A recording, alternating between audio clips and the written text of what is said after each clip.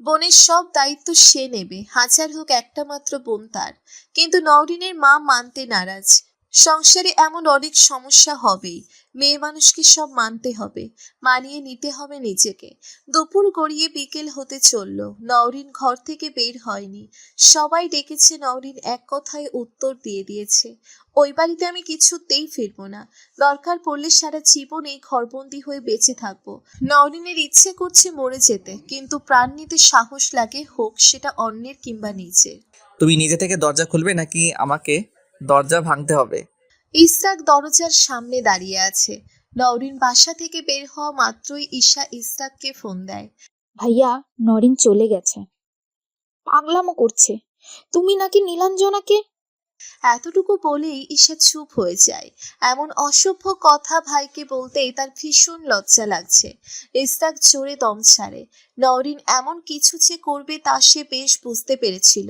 ঈশা আরেকটু থেমে বলে ওঠে, পাগলিটাকে নিয়ে আয় ভাইয়া। কি না কি করে বসবে কে জানে। ইসরাক ধমকের সুরে বলে ওঠে, তোর মাথা খারাপ? বন্ধুর ছাগলামো দেখার সময় আমার নেই, ক্লাস আছে, রাখছি। আর ফোন দিবি না। ইসরাক ফোন কেটে দেয়।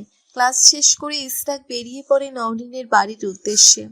ইসরাক নওরিনকে দরজা খুলতে বলে দরজায় সজোরে বাড়ি দেয়। নওরিন কোনো উত্তর দিচ্ছে না। দরজা খুলবা নাকি সত্যি ভাঙবো? আমি কিন্তু কোনো কিছুর পরোয়া করি না। ইসরাকের কথাটা নওরিনের কান অবধি পৌঁছানো মাত্রই খট করে দরজাটা খুলে দেয়।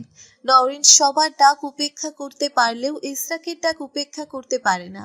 লোকটা প্রচন্ড বদমেজাজির সঙ্গে পাগল। মাথার কয়টা তার কাটা কে জানে। বাড়ি ভর্তি লোকের সামনে হয়তো এমন কিছু করে বসবে যে লজ্জায় নওরিন মুখ দেখাতে পারবে না। ইসরাক মুচকি হাসে। নিজে থেকে বাড়ি যাবে নাকি আমি কোলে করে নিয়ে যাব?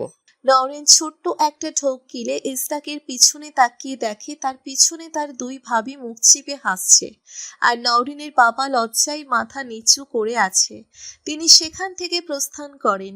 হাজার হোক মেয়ে জামাইয়ের এমন কথার মাঝে শ্বশুর হয়ে না থাকাই ভালো। নওরিনের মা ইসরাকের কাছে যায়।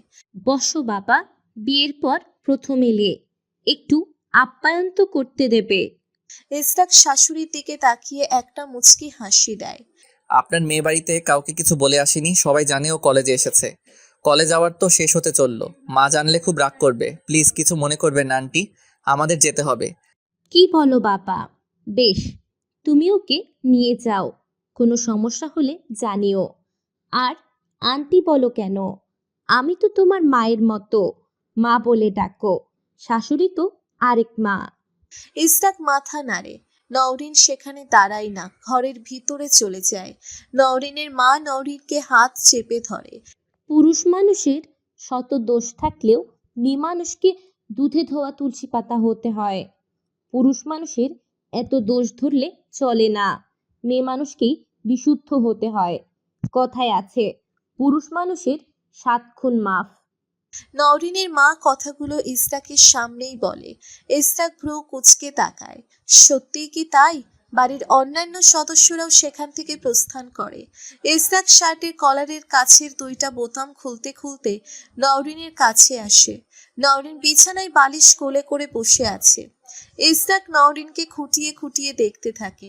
মুখটা শুকিয়ে গেছে, চোখের নিচে কালো দাগ পড়ে গেছে, হাতে কালচে দাগ। গত রাতে একটু বেশি শক্ত করে হাতটা ধরেছিল, হয়তো তাই এমন হয়েছে।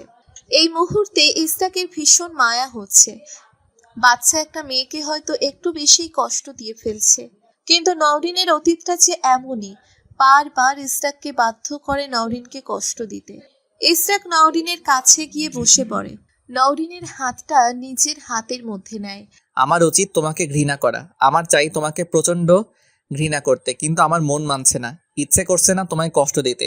এটাকে কি ভালোবাসা বলে? নওরিন থতমত খেয়ে যায়। কিসব বলছেন আপনি? আপনি আমায় ভালোবাসেন? ইসরাক হো হো করে হেসে দেয়। তোমার থেকে শেখা। কি? ছলা কলা এটাকে কি কি বলে জানো? ছলো না।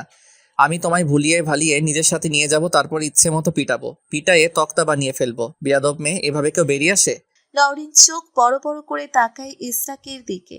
ঘামে প্রায় ভিজে গেছে শার্টটা। শার্টের হাতা ফোল্ড করা, বুকের কাছে দুইটা বোতাম খুলে রেখেছে। লোমস্য বুকটা দেখা যাচ্ছে।